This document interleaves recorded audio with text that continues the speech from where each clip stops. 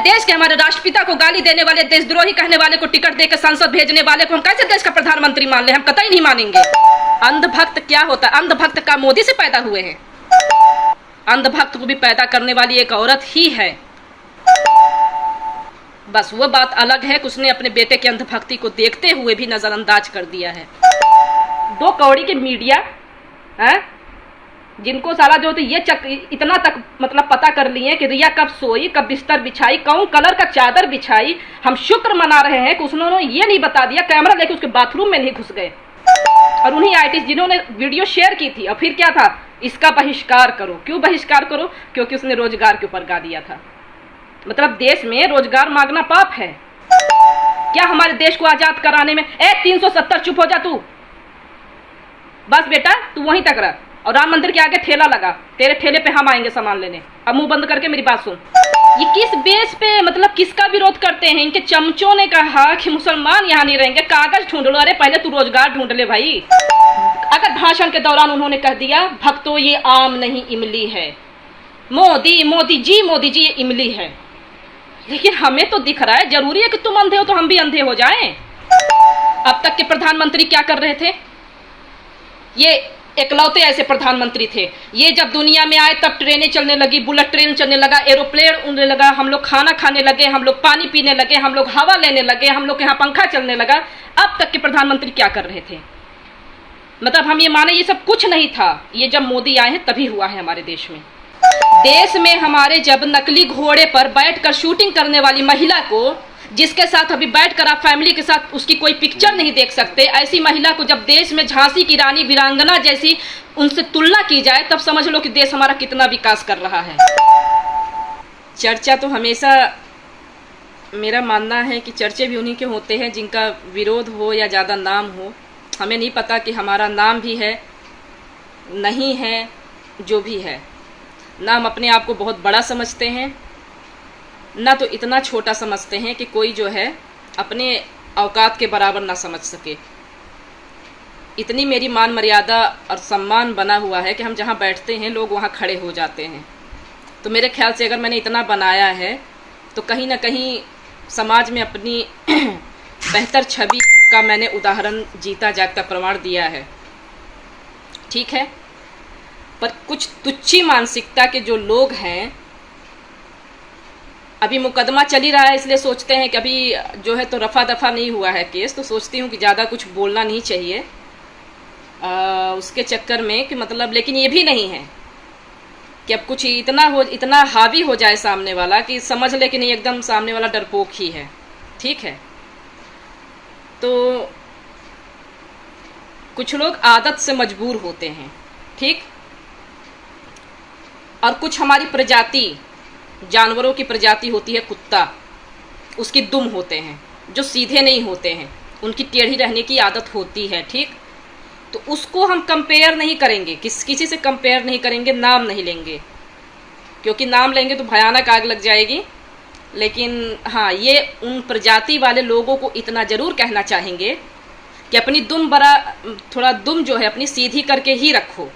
ठीक है, दुम सीधी करने में क्या है, देश की भलाई है, क्योंकि देश हमारा बहुत बुरी स्थिति से गुजर रहा है। जहाँ तक एक मीडिया को छोड़ के सोशल मीडिया पे तो जो देखने के लिए मिल रहा है, मैं तो ऊपर वाले का शुक्रिया अदा करती हूँ कि चलो हमारे हाथ में फ़ोन भी है, कम से कम इसके माध्यम से आज मीडिया जो तलवे चाटने के बजाय अगर कुछ नहीं भी दिखाएगी तो हम तक बात, सच्चाई पहुँचेगी। हर किसी की बात बिना मीडिया के भी यहाँ तक पहुँच सकती है, ये मेरा मानना है। तो अपनी दुम जरा सीधी करके रखें और बार बार उलझने की गलती ना किया करें। ठीक है, तो भाई देसी उपचार यही है कि डॉक्टर के पास जाइए, लेकिन ऐसे डॉक्टर के पास जाइएगा कि आपको सीधे कोरोना साबित करके कहीं लाखों रुपए लेके हो गया। अगर भगवान ने नहीं भी बुलाने की मतलब वो अनुमति दी है तो भी उससे पहले ही भगवान को प्यारे हो जाओ, सोच समझ कर जाना। क्योंकि वर्तमान में देखने के लिए हमने भी बताया ना कि मीडिया जो चीज़ नहीं दिखाएगी वो चीज़ अभी फ़ोन अपना है कि आदमी अपनी बात खुद रख सकता है। काहे का घमंड है भाई, हम ना लखपति हैं ना हम करोड़पति हैं, हम सिर्फ एक इंसान हैं। हमारा एक ही फंडा है कि 2 वक्त की रोटी मिले, बस उससे ज़्यादा सकते हैं और न चाहते हैं कि ऊपर वाला इससे ज़्यादा हमको दे। आईटी सेल के लोग जो है तो उसमें औकात बताते हैं। तो आईटी सेल के डॉगीज आपके लिए एक प्रमाण दे रहे हैं, जीता जागता। माननीय स्वर्गीय अटल बिहारी वाजपेयी जी, जरा गूगल पे सर्च करना कितनी बार हारे थे। उनकी जमानत तक जब्त हो गई थी। मामला यह है कि कुछ आईटी सेल के जानवरों ने अभद्रता की हुई है, जिसका प्रमाण है। अब उनको सबक सिखाना जरूरी है, अब हम समझ गए हैं, अभी तक हम नज़रअंदाज कर रहे थे। तो अटल, आप सबको भी बताना चाहेंगे, जो इंसान इस दुनिया में नहीं, हालांकि नाम नहीं लेना चाहिए क्योंकि ये हम समाजवादियों की ये पहचान नहीं है, लेकिन औकात दिखाने के लिए ज़रूरी है। बाकी देश में जितना चल रहा है सब देख रहे हैं। हमारे देश की सच्चाई किसी से छुपी हुई नहीं है। देश में हमारे जब नकली घोड़े पर बैठकर शूटिंग करने वाली महिला को, जिसके साथ अभी बैठकर आप फैमिली के साथ उसकी कोई पिक्चर नहीं देख सकते, ऐसी महिला को जब देश में झांसी की रानी वीरांगना जैसी उनसे तुलना की जाए, तब समझ लो कि देश हमारा कितना विकास कर रहा है। ठीक है, देश में जब तबरेज, जिसका कि सोशल मीडिया पर लीचिंग का जीता जागता प्रमाण देखा, पूरे दुनिया ने देखा कि उसको कितनी बुरी तरीके से मॉब लीचिंग करके मारा गया था, और उसके बाद कोर्ट में फैसला होता है कि उसको हार्ट अटैक की वजह से उसकी मृत्यु हुई है, तो उससे समझ में आना चाहिए कि देश हमारा कितना सुरक्षित हाथों में है। उस दिन भी समझ जाना चाहिए, जो हम नहीं समझे थे। ठीक, आगे की बात बताते हैं। इन नमूनों को क्या पता है? इन नमूनों को क्या पता है? इन्हें कुछ नहीं पता, इन्हें सिर्फ मोदी पता है। पर हमें यह पता है कि मोदी जी टारगेट किसको करते हैं। मोदी जी टारगेट करते हैं नेहरू को करते हैं, इंदिरा गांधी जी को करते हैं, राजीव गांधी जी को करते हैं, प्रियंका गांधी को करते हैं, राहुल गांधी को करते हैं। इसके अलावा मोदी जी किसी को कुछ नहीं कर सकते हैं। अब ये मेरा फ्रस्ट्रेशन निकल रहा है, इसलिए निकल रहा है कि मैं आईटी सेल के थोड़ा सा जानवरों को मैं बता दूं कि किसी भी महिला के ऊपर उसके कीचड़ उछालने के अलावा उसकी मान मर्यादा पे कीचड़ ना उछाला जाए अनावश्यक। तो इसके अलावा कोई मुद्दा नहीं है देश के प्रधानमंत्री के पास। आपको क्या लगता है, अब तक 13-14 प्रधानमंत्री थे हमारे देश में, क्या आपने इतने प्रधानमंत्री में आज तक इतना मजाक उड़ते किसी का देखा? अब कोई ये कह देगा कि नहीं, बस यही एक ऐसे प्रधानमंत्री हैं, बाकी सब क्या कर रहे थे? बाकी सब क्या कर रहे थे?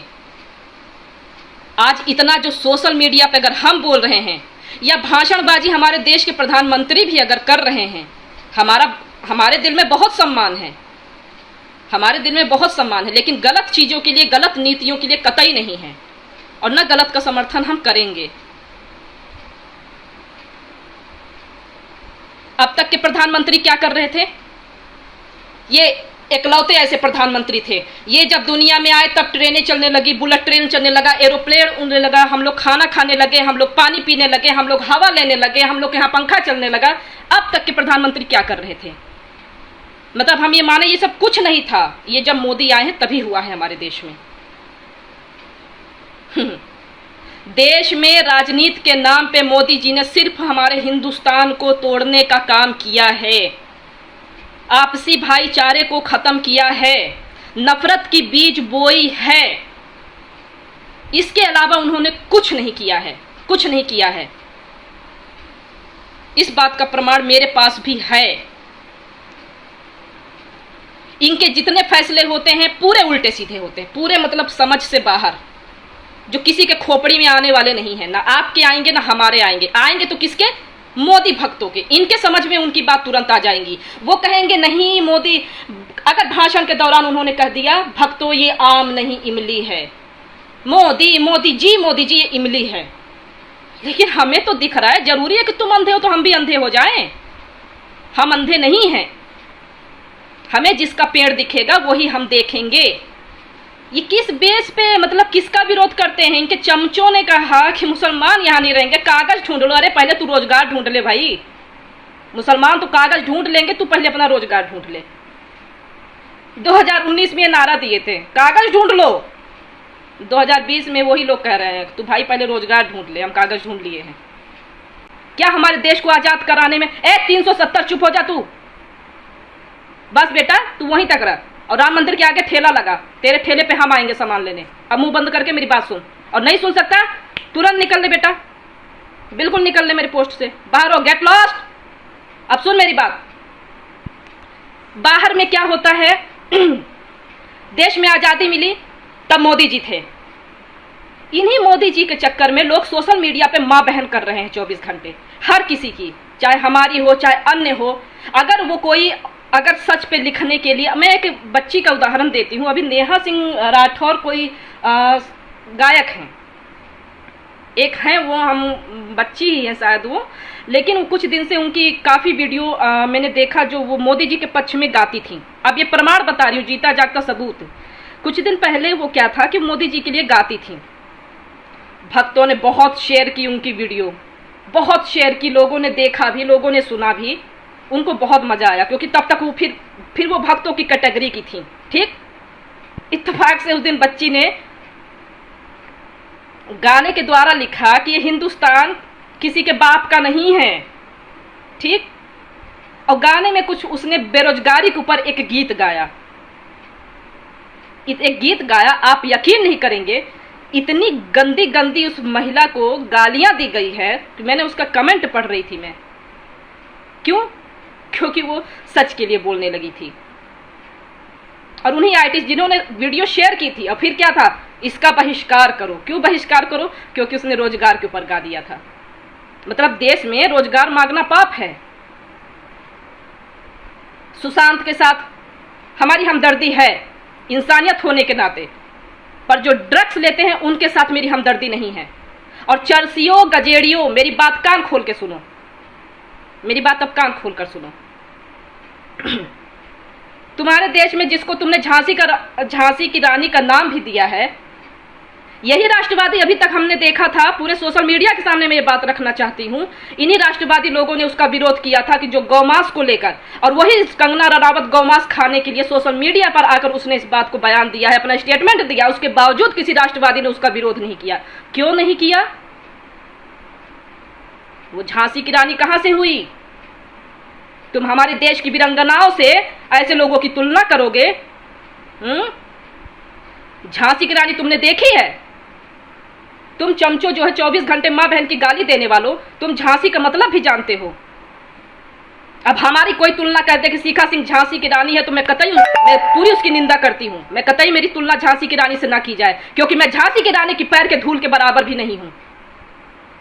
सिर्फ बोलने वाले को या नकली घोड़े पे चढ़ के या तो फैशन जैसी मूवी पर नग्न अवस्था में पिक्चर बनाने वाली को झांसी का रानी का नाम तुम्हारे बता रहे हैं बेटा, बस उतना ही जितना कि देश में कान को भी अच्छा लगे और आंखों को भी देखने में अच्छा लगे। और ये 2 कौड़ी के मीडिया है जिनको साला जो ये इतना तक मतलब पता कर लिए कि रिया कब सोई, कब बिस्तर बिछाई, कौन कलर का चादर बिछाई। हम शुक्र मना रहे हैं कि उन्होंने ये नहीं बता दिया, कैमरा लेके उसके बाथरूम में नहीं घुस गए। हम शुक्रगुजार हैं कि बस यही एक चीज बची थी कि मीडिया जो है मतलब बाथरूम में नहीं घुस गई क्या, और उसने बाथरूम में घुस के क्या क्या किया, बाकी मीडिया ने कोई कमी नहीं छोड़ी थी। उस दिन हमने मान लिया था कि ये हमारे देश का दुर्भाग्य है। अगर हमारा देश कहीं तरक्की करने में पीछे है तो ये हमारे देश का दुर्भाग्य है। ये न्यू मॉडल बना रहे हैं, डिजिटल इंडिया बना रहे हैं, देश बेरोजगारी से जूझ रहा है, किसानों के ऊपर अपने मनमानी जो मन में आ रहा है थोप दे रहे हैं, अपने मन की बात कह रहे हैं। अरे मन की बात सुननी है तो बुलाओ किसानों को, कराओ डिबेट, बैठ के डिबेट कराओ किसानों से और उनके मन की बात सुनो, फिर वो बताते हैं कि तुमने कितना अच्छा फैसला लिया है काले कानून का। तुमने हर किसी को भीख मांगने लायक नहीं छोड़ा है, और इसलिए नहीं कि तुम बहुत महान हो, इसका जवाब तुम्हें जनता देगी, किसी को बताने या बोलने की जरूरत नहीं है। बाकी आपके काम को खूब देख लिया है देश की जनता ने, खूब सराह लिया है। ठीक है, आपके वहां कृषि कानून का काले कानूनों का कारनामा जो भी है, इसका पक्ष सिर्फ आपके ये समर्थक ले सकते हैं या आईटी सेल वाले आपके ले सकते हैं, बाकी कोई नहीं लेगा, बाकी कोई नहीं ले लेगा। ठीक है, ये मेरा मानना है। बाकी पुनः बोल रही हूं, चमचो कान खोलकर सुनो, ये हिंदुस्तान किसी के बाप का नहीं है, ये हिंदुस्तान किसी के बाप का नहीं है। यहाँ आपसी भाईचारा जब तक हमारे जैसी सोच बनी हुई है तब तक यही हिंदुस्तान में सब रहेंगे, इसी हिंदुस्तान में सब रहेंगे। डंके की चोट पर बोल रहे हैं, बाकी हमें नहीं पता कौन क्या कहता है क्या नहीं करता है। वही किरण खैर है जिन्होंने कहा था कि बलात्कार हमारे समाज का हिस्सा है, हमारे समाज का हिस्सा है बलात्कार। हमको तो नहीं पता है। ऐसे स्टेटमेंट देने वालों को पहले रोकिए। और लॉकडाउन में जिसकी दुकानें बंद हुई हैं, जो फिल्म इंडस्ट्री में, तो ये पहाड़ा ना पढ़ाए, बल्कि 2 को 2 दूनी 4 पूरी दुनिया को आता है। किसको क्या है पता है, पूरा पहाड़ा पता है, बाकी बताने की जरूरत नहीं है। इसलिए देश के विशेष मुद्दों पर ध्यान दें, बेरोजगारी पर दें, हॉस्पिटल पर दें, शिक्षा पर दें, बाकी जो विशेष हैं उन पर दें। अगर आप एलईडी एलसीडी जो लगवा सकते हैं अपने चुनाव प्रचार के लिए, तो आप बच्चे के भविष्य के लिए भी लगवा सकते हैं। अगर आप अपने कमाई के लिए 5 रुपए की चीज 50 रुपए में बेच सकते हैं, तो आप देश के युवाओं के भविष्य के बारे में भी सोच सकते हैं। अगर आप प्लेटफॉर्म का टिकट जो है 2 रुपए से सीधे 20 रुपए कर सकते हैं, तो आप देश के युवाओं की बेरोजगारी के ऊपर भी सोच सकते हैं कि उनके लिए क्या करना है। क्योंकि वो 2 से 20 रुपए जो है तभी दे पाएगा जब उसकी उतनी क्षमता होगी। बाकी बहुत न्यू इंडिया, न्यू मॉडल, फलनमा ढेकनमा फलनमा बहुत देख लिए हैं हम। मन की बात तोता समझ रखे हैं, मिट्ठू पर्वते सीताराम ये बोले और देश की जनता वही रटे, रिपीट करे। हैं नहीं तो तोता नहीं है देश की जनता, तोता तुमने बनाया है देश की जनता को। आनंद सिंह तू सो जा बेटा, तुझे बहुत नींद आ रही है, मैंने तुझे इनवाइट नहीं किया है अपने पोस्ट पे। जा अपना बिस्तरा लगा के आराम से सो जा घर में, ठीक है। और नींद की गोली ले लेना, और ना हो तो वो 15 लाख वाला सपना देख लेना। अगर मिल जाए तो मुझे ज़रूर सूचित करना, पर्सनली कमेंट करके कि देखिए हमें 15 लाख मोदी जी दे दिए हैं। ए भाइयों, हम तो ये भी कहेंगे 15 लाख की रसीद सभी रखे रहना और वो वीडियो भी रखे रहना। मैं 35 साल तक भीख मांग कर खाया हूँ, अरे हद है। और जिनको 70 साल में कोस रहे हो, 70 साल कुछ नहीं किए, खुद 70 साल के हो गए, उन्होंने कम से कम इतना कर दिया था कि तुम भीख मांग कर खाने लायक हो गए थे। गर्व है इस बात पर, उसी हिंदुस्तान में हम रहे हैं। सीबी सिंह, इंदिरा गांधी, ऐसी महिलाएं जिनके बारे में बोलने में अभद्रता, मतलब गंदगी उगलने में कमी नहीं करते हैं। हम भी महिला हैं, लेकिन किसी भी महिला, आज तक का रिकॉर्ड रहा है, मैंने आज तक किसी भी महिला को अपशब्द नहीं बोला है, चाहे वो राजनीति से जुड़ी हो, चाहे जो भी जुड़ी हो। देख लीजिए, आज तक मेरा सोशल मीडिया का एक रिकॉर्ड उठाकर देख लीजिए, मैंने किसी भी महिलाओं के साथ आज तक अभद्रता नहीं की।